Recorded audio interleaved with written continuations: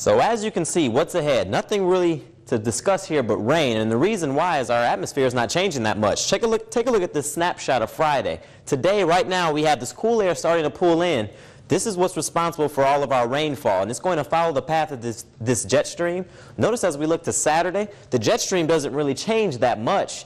Therefore, this low pressure system bringing all the rain doesn't really have much sense of direction. So it just kind of sits over Michigan, and that's what we're going to have to deal with actually for the next at least 36 hours or so, is this spinning rotation of all these showers. So therefore, we're going to have a washout today. It's not really going to stop. We may get a small break in the rain, but it will continue. And notice that it'll be gloomy, and we'll get some rain showers for tomorrow. So Sunday is going to be a day of recovery when we start to dry out and the sun tries to come back later in the day. Outside right now, it's no mystery. It's raining. 49 degrees, humidity's at 100%, plenty of moisture out there. Dew point's at 49. The real field temperature's at 39 degrees, 10 degrees cooler because of that chilly rain that's out there. Notice that the temperatures across the area are going to range close to the 50-degree mark. Some cities are actually at 50 degrees. Harrisville, Oscoda, Tawa City, even West Branch, all at 50. But everyone else is dealing with the upper 40s for the temperature. And you're going to find that same temperature range over much of the area. Notice that this spinning low pressure system is keeping the warmer weather away from us.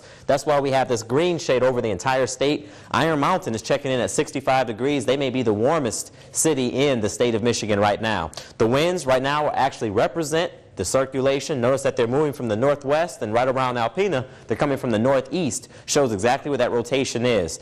And that's what's making our weather so terrible. Now, it was cool and calm earlier before this weather system arrived, but once this weather system, which moved in from the south, this low pressure, plenty of dark cloud cover moving over Michigan, moving real slow, is actually going to keep us soggy. Man, I think it's really going to keep us soggy at least until Saturday night. We're going to stay that way. Now, if we put this into perspective, you can see exactly where the rotation is. This comma shape is really just going to stay right over the state. It's moving very slowly, and eventually is going to move out.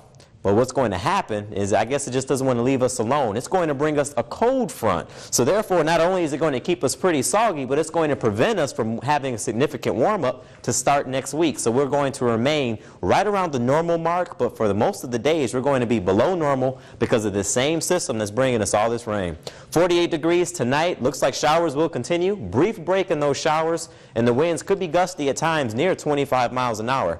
Now for tomorrow, more gloomy weather ahead. There will be off and on showers. Temps are only going to range around the 50-degree mark. Away from the shore, you could hit the 60s. Now tomorrow night, the rain will start to end. It's going to be some lingering showers. Temps are going to range mainly in the 40s for just about everybody.